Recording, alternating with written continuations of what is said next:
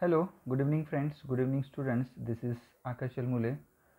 आप सभी का स्वागत है मेरे YouTube channel Learn Next Nursing में। ओके, तो बघा, ह्या जो व्हिडिओ आहे ह्या व्हिडिओमध्ये आपण DMER विषयी बोलणार आहोत। ओके, तर DMERचे जे अपडेट आहे लेटेस्ट, ओके, त्याविषयी मी यामध्ये काही गोष्टी सांगणार आहे की जे स्टाफ नर्स जे पद आहे यासाठी जे माजी सैनिकच्या जागा कन्वर्ट होतील का, हा एक खूप मोठा प्रश्न आहे। आणि आपल्या सगळ्यांना माहिती आहे की मागच्या आठवड्यामध्ये बरेच स्टुडंटचे जे मोर्चे आणि लढाई चालू आहे DMERच्या विरोधामध्ये, की विरोध न म्हणता की ह्या ज्या जागा आहे त्या लवकरात लवकर कन्वर्ट करायच्या। जवळपास 603 जागा आहे, काहीतरी 5 एक सर्व्हिसमॅन मिळाले त्यांना, तर ऑलरेडी 595 जागा रिकाम्या आहे असं आपल्याला कळालेलं आहे। ओके, मागच्या एका व्हिडिओमध्ये मी तुम्हाला तसं सांगितलंच आहे। ओके, तर बघा, ह्या व्हिडिओमध्ये मी तुम्हाला हे सांगणार आहे की 21 मार्चचं जे पत्र होतं कुणाचं, DMERचं, कशासाठी, सैनिक कल्याण विभागासाठी। ओके, सैनिक कल्याण विभागासाठी त्यांनी त्यावर रिप्लाय दिला 12 एप्रिलला। ओके, 12 एप्रिल 2024चं एक पत्र आपल्याला मिळालेलं आहे, आपल्याच एका स्टुडंटनी ते शेअर केलेलं आहे। तर मला असं वाटलं की ते इन्फॉर्मेशन खूप महत्त्वाची आहे, कारण बरेच विद्यार्थी खूप एक टक लावून वाट बघत आहेत की हा जागा कन्वर्ट होतील आणि त्यांचा नंबर किंवा त्यांचं रिक्रूटमेंट होईल। ओके, त्यांच्यासाठी ही महत्त्वाची बातमी आहे। ओके, जे पण, कारण मी तुम्हाला ऑलरेडी सांगितलेलं आहे की अंशकालीनच्या जागा संपलेल्या आहे। ओके, आता याच्यामध्ये काहीही हे नाही, याच्याविषयी तुम्ही विचार करू नका। ओके, मे बी अंशकालीनमध्ये काही जॉईन नाही झाले तर मे बी नंतरचा प्रश्न आहे। ओके, पण ते जॉईन नाही झाले, कोण झाले याची इन्फॉर्मेशन DMER शिवाय कुणाकडे नाही। ओके, त्याच्यानंतर म्हणजे समांतर आरक्षण। ओके, समांतर आरक्षणामध्ये फक्त आणि फक्त आता माजी सैनिकाच्या जागा उरलेल्या आहे आणि माजी सैनिकाचा लढा चालू आहे स्टुडंटचा। ओके, याच्यासाठी तुम्हालाच लढा द्यावा लागेल। ओके, जेवढं एकजुटीनं तुम्ही देऊ शकता, कारण बऱ्याच जागा आहे, DMER सुद्धा प्रयत्न करते। ओके, DMER सुद्धा प्रयत्न करते की ह्या जागा कन्वर्ट करून द्या, म्हणजे आम्ही काय करणार की म्हणजे आम्हाला NOC द्या सैनिक कल्याण विभागाकडून की आम्ही जे पुढचे कॅन्डिडेट आहे, एलिजिबल कॅन्डिडेट आहे। ओके, कारण आपली जी रुग्णसेवा ती तातडीची रुग्णसेवा आहे, 24/7 आपण काम करतो आहे। Okay, so we need staff. Okay, we need staff nurses to work in a hospital. Okay, म्हणजे सुरळीत पेशंट केअर आणि बाकी सगळ्या गोष्टी होण्यासाठी म्हणतो ना, एक स्टाफ नर्सेस हा they are the backbone of hospitals. Okay, that means कणा आहे हेल्थ सिस्टीमचा। ओके, तर त्यामुळंच DMERचा सुद्धा प्रयत्न चालू आहे, बट सैनिक कल्याण विभागाकडून काय रिप्लाय आलं त्यांच्यासाठी मी ते तुम्हाला दाखवून देतो आहे। ओके, यावर इथे सैनिक कल्याण विभाग पुणेचं घोरपडीचं तुम्हाला दिसतं आहे, सगळ्यांना माहिती आहे। 12 एप्रिलचं हे परिपत्रक आहे। सैनिक कल्याण विभागाकडून हे लिहिलेलं पत्र आहे आयुक्तासाठी, कुणासाठी, वैद्यकीय शिक्षण संशोधन आयुष महाराष्ट्र राज्य। ओके, इथे तुम्हाला, ओके, आणि विषय कुठला आहे बघू शकता तुम्ही, याच्यामध्ये विषय आहे की अधिपरिचारिका। ओके, बघा, अधिपरिचारिका गट क 2023 रिक्त पदावर माजी सैनिक उपलब्ध न झाल्यास ना हरकत म्हणजे प्रमाणपत्र मिळण्याबाबत। ओके, हे DMERने पत्र लिहिलं, संदर्भ पण त्यांनी टाकला, 21 मार्चला पत्र गेलं होतं, आपण ते तुम्हाला मागच्या व्हिडिओमध्ये दाखवलं होतं मी। ओके, त्याच्यानंतर माननीय आयुक्त सैनिक कल्याण विभागाचं काय म्हणणं आहे की उपरोक्त विभागीय पत्र अनुषंगाने कळवण्यात येते की महाराष्ट्र शासन सामान्य प्रशासन विभाग परिपत्रक, हे नंबर आहे 16 एप्रिल 1981 नुसार, हे परिपत्रक आहे, नुसार माजी सैनिक वर्ग 3 वर्ग 4 मधील आरक्षित पदाकरिता 15% जागा, जसे प्रत्येक वॅकन्सीमध्ये माजी सैनिकाच्या 15% जागा ठेवायच्या असं म्हटलेलं आहे। अर्हताधारक माजी सैनिक उपलब्ध न झाल्यामुळे रिक्त राहिलेल्या पदाचा अनुशेष 1 वर्षाच्या कालावधीसाठी पुढे ओढण्यात यावा असे नमूद आहे। ओके, लक्षात ठेवा, हे जे हे परिपत्रक आहे माजी सैनिकाचं 16 एप्रिल 1981 नुसार, याच्यामध्ये काय लिहिलेलं आहे की कधी पण कुठलीही वॅकन्सी असो, 2023ची वॅकन्सी आहे आणि यामध्ये समजा 4000 वॅकन्सीमधून 15% ज्या जागा होत्या, जवळपास आपण पकडल्या किती 600 समथिंग 3 जागा. ओके, तर ह्या जागेमध्ये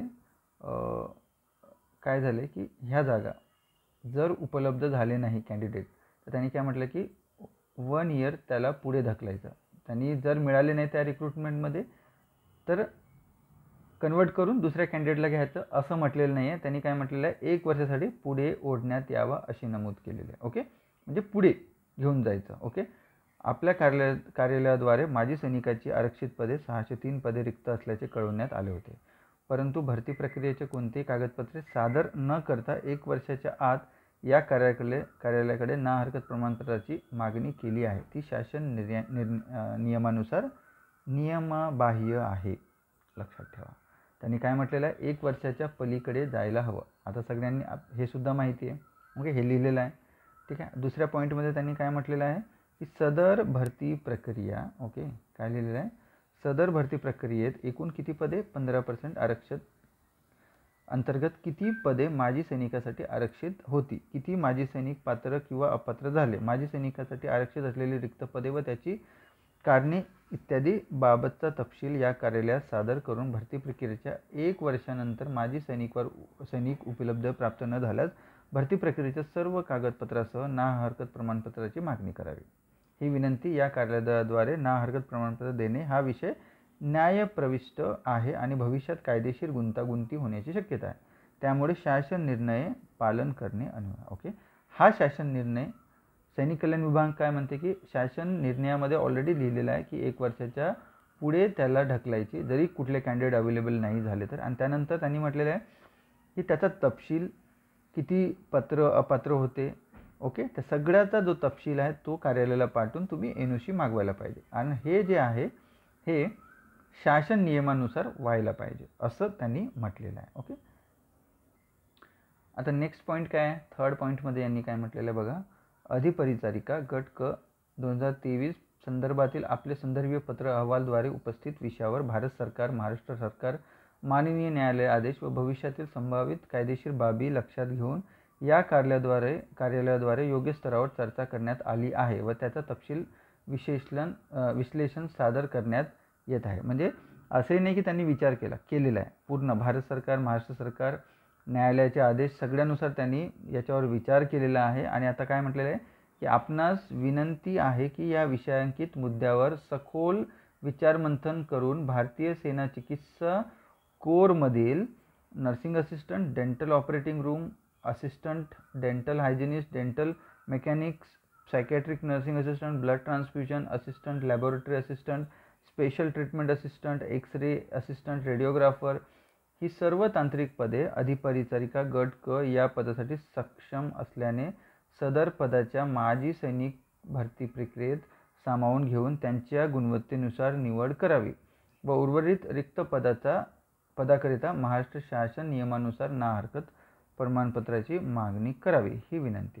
हे बघा, सरळ यांनी सैनिक कल्याण विभागाने आपल्याला DMERला सांगितलेलं आहे की बाबांनो, हे सगळे जे भारतीय सेना चिकित्सा कोरमधील, ओके, म्हणजे मिलिटरीमध्ये जे नर्सिंग असिस्टंट म्हणून ज्या जागा असतात, सगळ्यांना माहिती आहे, आपल्या चॅनलवर मागं मी सांगितलंच होतं की इथे 12th बेसवर त्यांच्यासाठी नर्सिंग असिस्टंट म्हणून घेतात.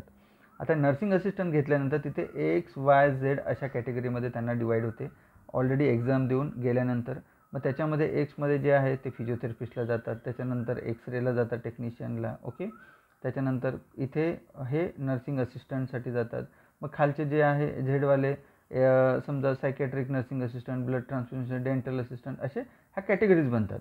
बट यांना सगळ्यांना एक नर्सिंग कोर्स असतो जो की काय असतो की जे मिलिटरी जे असते, ओके, मिलिटरी कॉलेजेस असतात, ओके, FMC टाईप वगैरे असे जे कॉलेज असतात ते त्यांचा एक कोर्स असतो जो की इक्वलंट टू GNM असतो, जो भारतीय इंडियन नर्सिंग काउन्सिल मान्य असतो.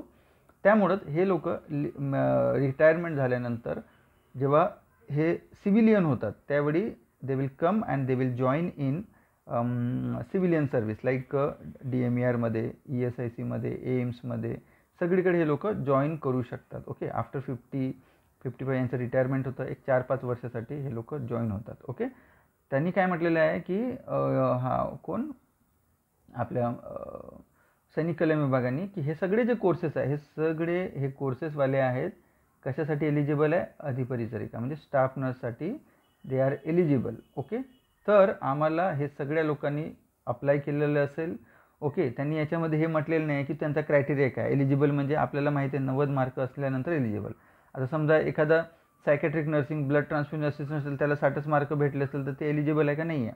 आता काय झालं आहे, बरेच मला असं वाटतं की इथे हे जे लोक आहेत यांनी अप्लाय केलं असेल बऱ्याच लोकांनी आणि त्यानंतर यांचं जो क्वालिफिकेशन क्रायटेरिया यांनी पार केलं नसेल मोस्ट प्रॉब्लेम मला असं वाटतं. त्यामुळं काय झालं यांची निवड झाली नाही. तर यांच्याकडून सुद्धा काही ना काही दबाव गेला असेल की नाही बाबा आम्हाला घेतलं नाही म्हणून. पण DMERचा क्रायटेरिया आहे. आता यांचं म्हणणं आहे की पात्र अपात्र उमेदवार काय क्रायटेरिया होता तो आम्हाला कळवा. प्लस हे सुद्धा जे कॅन्डिडेट आहे हे अधिपरिचारिका या पदासाठी स्टाफ नर्सच्या पदासाठी एलिजिबल आहे असं म्हटलेलं आहे. तर याच्यानुसार हा सगळ्यांना तुम्ही तुमच्या सेवेमध्ये DMERच्या मध्ये हॉस्पिटल्समध्ये सामावून घ्या, यांना निवड करा यांची.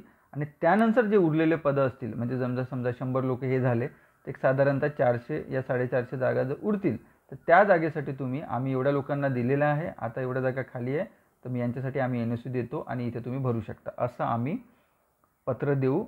बट केव्हा, यांचं सगळ्यांचं रिक्रुटमेंट झाल्यानंतर जर हे असेल तर आता DMERला काय करावं लागेल, DMERला सगळ्यांची उमेदवारी जे एक्स सर्व्हिसमध्ये त्यांची लिस्ट काढावं लागेल. पात्र काय अपात्र काय त्यांचं सिलेक्शन का नाही झालं ते सगळं कळवून हे करावं लागेल. आणि त्याही हे म्हटलेलं आहे की 1 वर्षानंतर 1 इयर नंतरच रिझल्टच्या 1 इयर नंतर तुम्ही NOCसाठी अप्लाय करू शकता सैनिक कल्याण विभागासाठी. ओके, की हे पदं तुमचे कॅन्डिडेट आलेले नाही आहे, आता आम्ही गुणवत्तेनुसार दुसरे कॅन्डिडेट घेतो असं म्हटलेलं आहे. बट तुम्हाला सगळ्यांना माहिती आहे DMERचा रिझल्ट आपल्या रिझल्टमध्येच लिहिलं होतं की रिझल्ट लागल्यानंतर 1 इयरपर्यंतच ही लिस्ट व्हॅलिड आहे. ओके, जी मेरिट लिस्ट होती ती. आता जर समजा रिझल्ट लागल्यानंतर 1 वर्षानंतर जर अप्लाय करायला गेलं तर ही येणार का, नाही येणार. ओके, बट बरेच विद्यार्थी भांडत आहेत, बरेच विद्यार्थी याच्यासाठी काय म्हणतो लढा चालू आहे. तर होप सो जर डेफिनेटली यावर आता DMERला पत्र मिळालेलं आहे. DMER I don't think so की DMER काही करू शकणार याच्यासाठी. ओके, सो बेसिकली आता तुम्ही सैनिक कल्याण विभागाला एक चांगल्या पद्धतीनं रिप्रेझेंट देऊन हा गोष्टी करू शकता की नाही बाबा सर भेटत नाही आहे तर मग बऱ्याचशा बाकीच्या स्टुडंट्साचं भलं होईल ना. तसं एखादं तुम्ही त्यांना अप्लाय करून किंवा त्यांचं हे करून ऑलरेडी चालूच आहे बट स्टील मला असं म्हणणं आहे की तेच एक महत्त्वाचं म्हणजे महत्त्वाचं एक स्टेप तुम्ही घेऊ शकता. ओके, ठीक आहे. हां, पुन्हा एकदा जरीसुद्धा तुम्ही वाट बघत आहे सर आमचं 1, 2, 3 असेच वेटिंग आहे आणि माजी सैनिक जर कन्वर्ट झाले तर आमचा नंबर लागेल असे बरेच विद्यार्थी मला बोलतात. तर त्यांच्या सगळ्यांना मी सांगू इच्छितो की बाबांनो वाट बघू नका, तुम्हाला पत्र कळालं. ओके, मी तुमच्यासाठी ह्यासाठीच व्हिडिओ बनवत आहे की बरेच विद्यार्थी याच्यावर डिपेंड आहे की सैनिक कल्याण विभागाकडून पत्र येईल आणि आमच्या जागा कन्वर्ट होईल, आमचा नंबर लागेल. आता होप सोडा. ओके, आता डेफिनेटली होप सोडायला पाहिजे कारण खूप कमी असे चान्सेस आहे. मी तुम्हाला असं खोटं सांगून काही अर्थ नाही की आज होईल, उद्या होईल, परवा होईल. हे पत्रानुसार पत्राच्या याच्यावरून इथे बघा, इथे लिहिलेलं आहे ब्रिगेडियर राजेश गायकवाड यांचं नाव लिहिलेलं आहे, संचालक त्यांचं पण लिहिलेलं आहे. तर डेफिनेटली हे पत्र तुमच्यासाठी खूप महत्त्वाचं आहे. त्यामुळंच मी तुम्हाला हे करत आहे, याचा व्हिडिओ बनवत आहे. ओके, की तुम्हाला सगळ्यांना माहिती हवं की बाबांनो अशी परिस्थिती आहे. तुम्हाला आता एक मात्र आहे की तुम्ही अभ्यास सुरू करा. ओके, स्टडी वेल बाबा. काय आहे तुमच्यासाठी ESIC, RRB आणि नॉर्सेट 7. Okay, HGPGI, GMCH Chandigarh. Okay, हा मोठ्या वॅकन्सीज आहेत सध्या येणाऱ्या. आणि DSSB ही जी वॅकन्सी आहे हा खूप मोठ्या वॅकन्सी आहे, जवळपास एक 6,000 ते 7,000 वॅकन्सी आहे याच्यामध्ये. ओके, तर डेफिनेटली तुम्ही सगळे अभ्यासाला लागा. पहिलं आपल्याला जिथे मिळेल तिथे जॉईन करायचं. पुन्हा DMER जर निघाली तर डेफिनेटली मी तर विचार आहे म्हणजे माझं असं गट फिलिंग आहे 90% मी असं विचार करतो आहे की DMER लवकरच येईल. Okay, but I don't have valid proof की नाही बाबा DMAR येईल. मी तुम्हाला सांगितलं, परिपत्रक दाखवले की पुढेसुद्धा 3000 जवळपास वॅकन्सी आहेत. तर 3000 नाही भरतील, पण जोमाने 1000 अशा तरी जागा भरतील. बट त्यानुसारच असं वाटते की DMARच्या वॅकन्सी लवकरच येतील. ओके, 6 महिन्यात येऊ शकतात की 1 इयरमध्ये येऊ शकतात. ओके, कारण तुम्हाला पण माहिती आहे DMARला सुद्धा पदं भरणं गरजेचं आहे, नाहीतर मेडिकल सर्व्हिसेस ते चांगल्या पद्धतीनं प्रोव्हाइड करू शकणार नाही. ओके, होप सो जे नवीन स्टुडंट आहे ते सुद्धा अभ्यासाला लागा, जे जुने स्टुडंट आहेत तुम्हीसुद्धा अभ्यासाला लागा. ओके, नेक्स्ट DMARला पॅटर्न काय असेल ॲडव्हर्टाइजमेंट आल्यावरच तुम्हाला कळेल. तर होप सो सध्या नर्सिंगचा अभ्यास सोबत करत राहायचं आणि सोबत जे सिम्पल मॅथमॅटिक्स जे म्हणतो ते थोडंसं करत राहायचं. Simple mathematics. ओके, ते 20 मार्काचं पण असू शकतं पुढं किंवा 40 मार्काचं पण असू शकतं. ओके, बट नर्सिंग हा मेजर सब्जेक्ट असेल डेफिनेटली पुढच्या पण एक्झामसाठी. तर सामान्य प्रशासन विभागाचा एक GR आहे, DHSनी तो ॲक्सेप्ट केला होता. DMARनी का केलं नाही का नाही मला नाही माहीत. त्यामुळे एक तुम्हाला माहीत आहे 40-60 असा एक्झाम होता. बट DHSमध्ये तुम्हाला माहिती आहे 80 नर्सिंगचे होते आणि 20 नॉन नर्सिंगचे होते. ओके, तर असाच पद्धतीचा सिलेबस असू शकतो. बट तरी पण सांगतो आहे की तुम्ही सिम्पल मॅथमॅटिक्सवर थोडं फोकस करायचं आणि मेजर आपलं नर्सिंगचे सब्जेक्ट्स अभ्यास करत राहा. अभ्यास केला तर वाया डेफिनेटली जाणार नाही. प्रायव्हेटमध्ये लाईफ नाही आहे.